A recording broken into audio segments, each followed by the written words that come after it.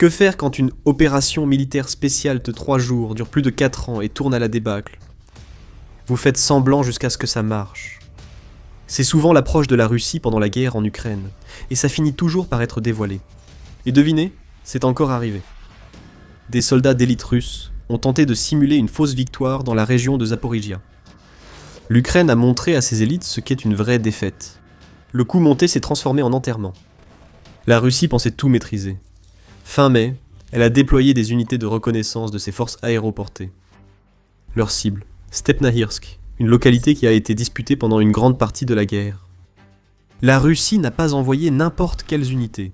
Ici, elle n'a pas utilisé la tactique de chair à canon face aux drones ukrainiens. La Russie a exceptionnellement envoyé des unités considérées comme l'élite de son armée. Les forces aéroportées russes, des parachutistes expérimentés, s'entraînent pour ce type d'opération, avec un objectif clair.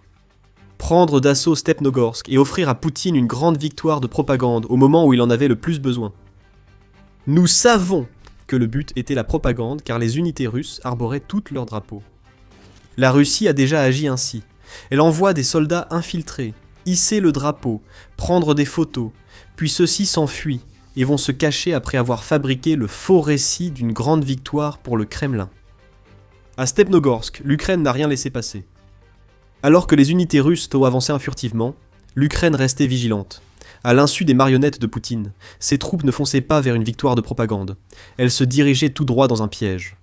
Quand tout fut prêt, l'Ukraine referma brillamment ce piège. Avant ces révélations, les assaillants russes de Stepnogorsk avaient parfaitement respecté les procédures des forces spéciales. Tout semblait se dérouler exactement comme prévu. Les soldats d'assaut de Poutine ont attendu d'avoir la couverture de la nuit, ce qui était censé les rendre plus difficiles à repérer. Chaque soldat portait un camouflage antithermique pour masquer sa signature, et ils ont attendu une nuit pluvieuse, ajoutant une couverture supplémentaire et rendant la détection par les drones ukrainiens plus difficile. Ces soldats savaient ce qu'ils faisaient, et faisaient ce qu'on attendait d'eux. Peut-être des sourires sont-ils brièvement illuminés les visages russes. Puis l'Ukraine a frappé. Des agents de l'unité des forces spéciales Artyom du renseignement militaire ukrainien ont fait sentir leur présence aux aspirants occupants russes. Artyom a lancé une attaque immédiatement. Les forces spéciales ukrainiennes, ayant encerclé les soldats de Poutine, leur ont fait une proposition. Rendez-vous maintenant, et vous survivrez à cette guerre. La reddition reste rarement envisageable pour les soldats russes, surtout s'ils craignent d'être renvoyés sous la coupe du Kremlin. La Russie a rendu la reddition volontaire passible d'une peine pouvant aller jusqu'à 10 ans de prison pour les soldats, qui se rendent quand l'Ukraine leur demande de lever le drapeau blanc. Si ces soldats russes faisaient partie de la troupe, ils auraient peut-être risqué le goulag pour survivre. Les infiltrés de Stepanorsk appartenaient à l'élite russe. Mourir pour leur chef leur a été inculqué dès le début de leur formation. Alors, l'offre de reddition a été refusée. À la place, les soldats russes ont tiré. Ce qui a suivi fut un véritable bain de sang. Les unités R10 du HUR n'ont montré aucune pitié. C'est un deuxième revers pour les tentatives de Poutine de fabriquer une propagande favorable.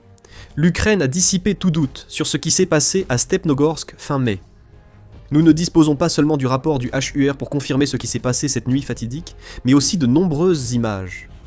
Nous voyons des images filmées depuis des blindés et des chars alors que les soldats ukrainiens avancent. Ces véhicules ont subi des explosions ennemies, mais ont survécu et poursuivi leur avancée. Artan dit qu'il faisait face à des troupes qui possédaient des armes lourdes et un équipement supérieur, mais rien de tout cela n'a fait de différence.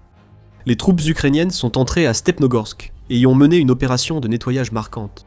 Ces soldats, divisés en petites unités, ont fouillé chaque maison pour trouver les infiltrés russes.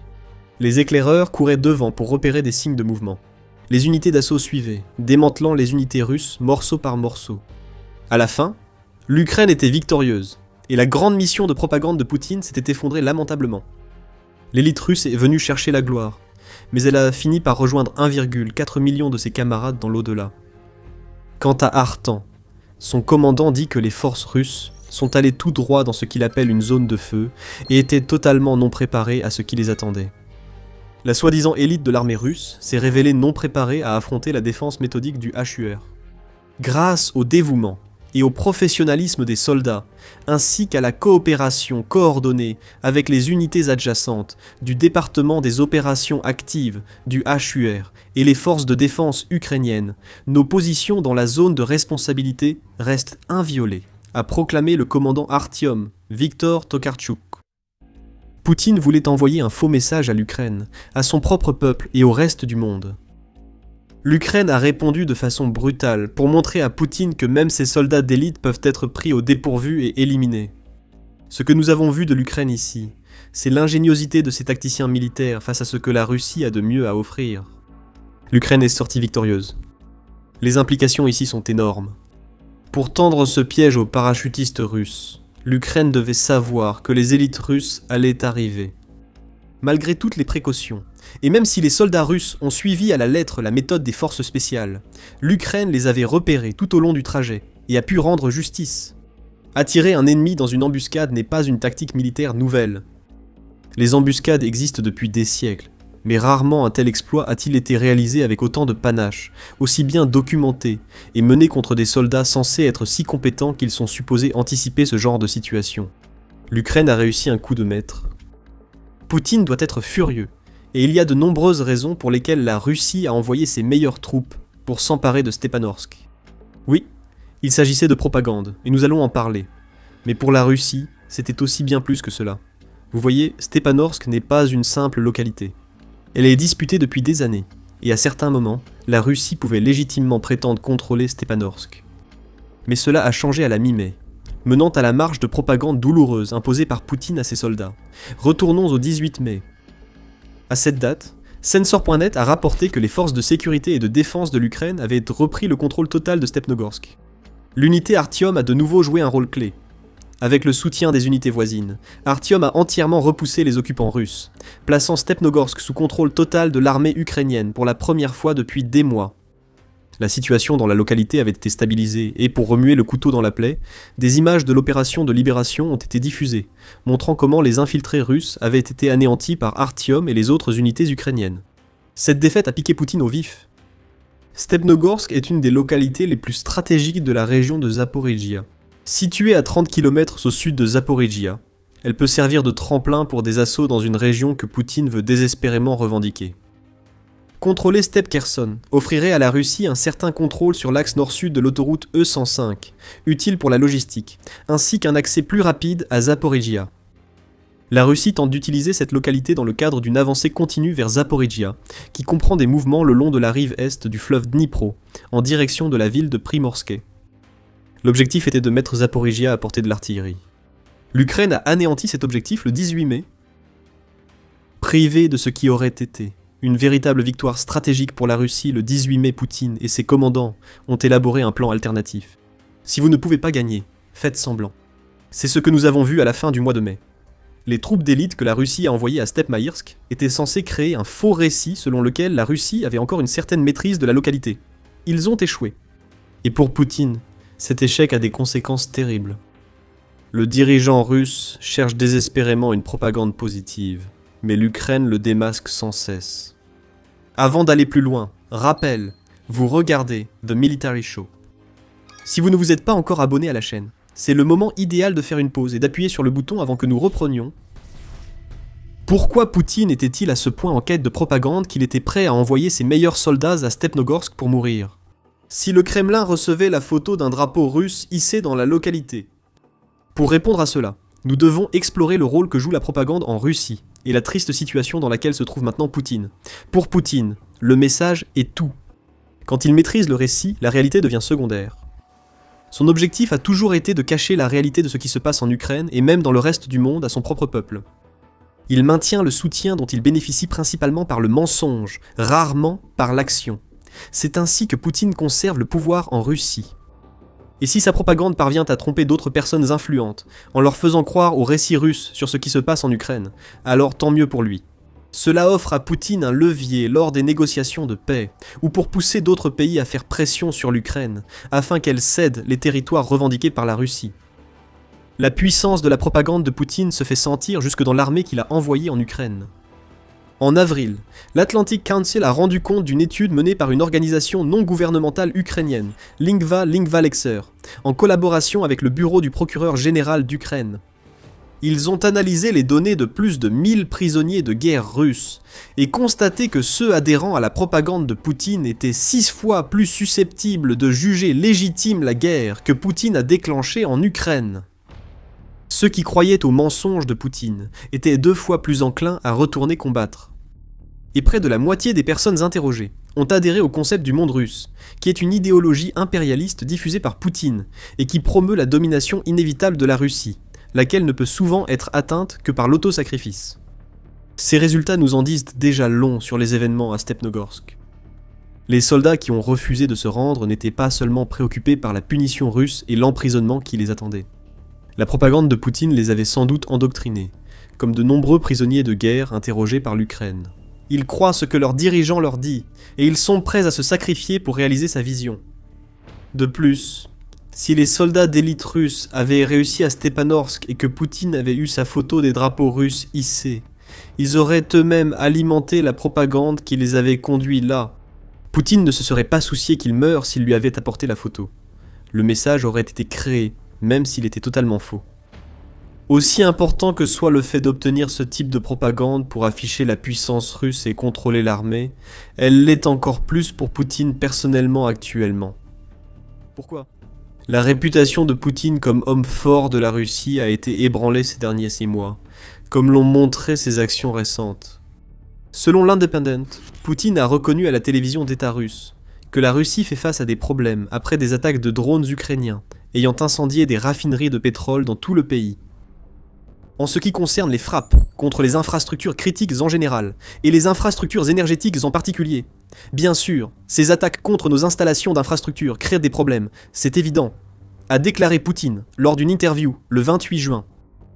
Poutine a reconnu la pénurie de carburant causée par les attaques ukrainiennes. Quelques semaines avant l'interview, le dirigeant russe a admis que l'armée n'avance pas aussi vite qu'il le voudrait en Ukraine. Ce n'est pas normal pour Poutine, qui admet rarement les échecs russes. Pourtant, ces déclarations nuisent à l'image d'une Russie indomptable qu'il cherche à construire par sa propagande. Pourquoi Poutine a-t-il fait ces déclarations ? Il y était obligé. Il est impossible, même pour les Russes, qui adhèrent à la propagande de Poutine, d'ignorer le fait que l'Ukraine a pris l'initiative en 2026. Ces mêmes Russes ne peuvent pas non plus ignorer les incendies à l'horizon et la fumée dans le ciel causée par les frappes de drones ukrainiens. Pour Poutine, ses aveux tentent désespérément de montrer qu'il comprend les difficultés qu'il fait subir à son peuple. C'est encore de la propagande, mais pas celle que Poutine cherche à créer. Cela suffira temporairement. Ce que Poutine veut vraiment, et a cherché à Stepnogorsk, c'est une victoire claire à montrer au peuple russe.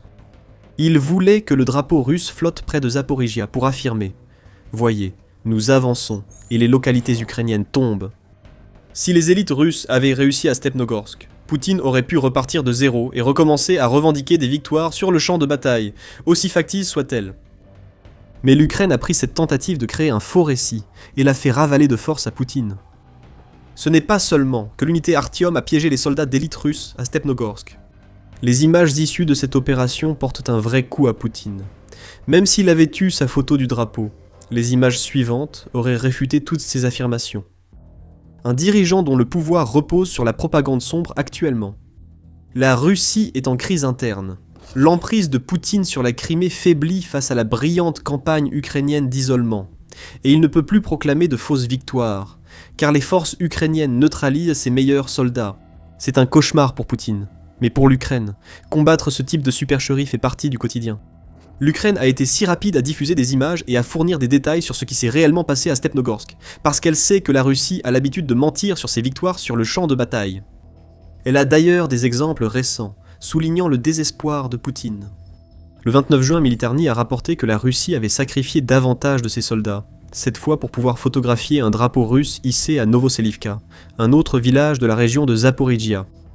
La 38e brigade séparée de fusiliers motorisés de la garde russe envoyés en mission a échoué face à une attaque de drones ukrainiens et à une riposte d'infanterie, entraînant la capture des porteurs du drapeau. Vous doutez encore de l'urgence pour Poutine d'obtenir une victoire de propagande. Une deuxième fausse levée de drapeau en un mois le prouve. La fin de 2025 a également vu une vague de tentatives russes de simuler des victoires, tout cela pour créer le genre de propagande que l'on tente de générer à Stepnogorsk. En décembre 2025, UKR Ukrinform a rapporté que les envahisseurs russes avaient tenté le même coup à Vovjansk, qui se trouve dans la région de Kharkiv.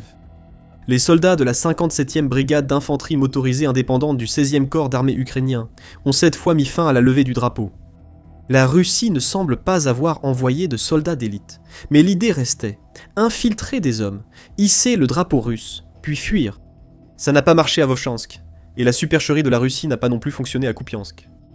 En décembre, la Russie a aussi menti en disant avoir pris Kupiansk.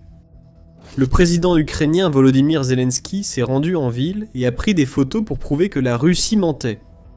À la suite d'une contre-attaque ukrainienne, les occupants de la ville ont rapidement été repoussés. À maintes reprises, la Russie a fait de fausses déclarations sur des avancées, puis l'Ukraine en a ensuite révélé la véritable nature.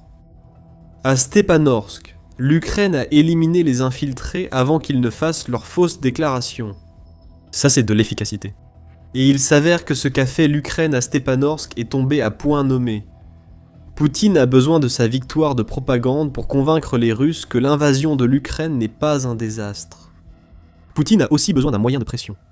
Le 23 juin, Poutine a déclaré « La Russie, cependant, comme cela a été répété à plusieurs reprises, est prête à des négociations de paix avec l'Ukraine.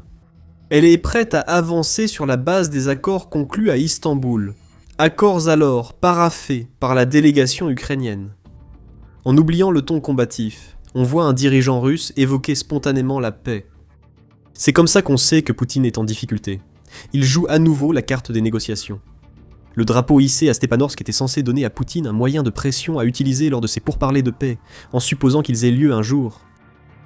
L'Ukraine a retiré ce moyen de pression et détruit toutes les cartes de Poutine lors d'une brillante campagne en 2026, laissant la Russie clairement sur la défensive. Les événements à Stepnogorsk ne concernent pas seulement l'élimination de soldats russes d'élite et la perte d'un village stratégique pour Poutine. Il s'agit de bien plus que cela. Poutine cherche une issue à la guerre qu'il a déclenchée. C'est pourquoi il parle de paix et reconnaît les effets que la campagne de l'Ukraine a sur le peuple russe.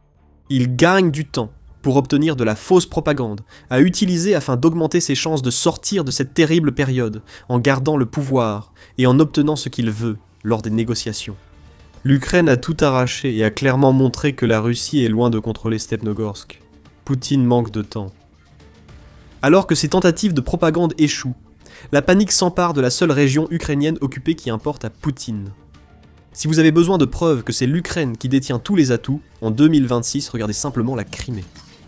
Les occupants fuient par le pont de Kertch vers la Russie. Pourquoi ? Regardez notre vidéo pour découvrir notre analyse de la situation de la Russie en Crimée et ses implications pour Poutine. Et si vous avez apprécié cette vidéo, n'oubliez pas de vous abonner à The Military Show pour voir plus de nos analyses sur les derniers développements de la guerre en Ukraine. Et merci de nous avoir regardés.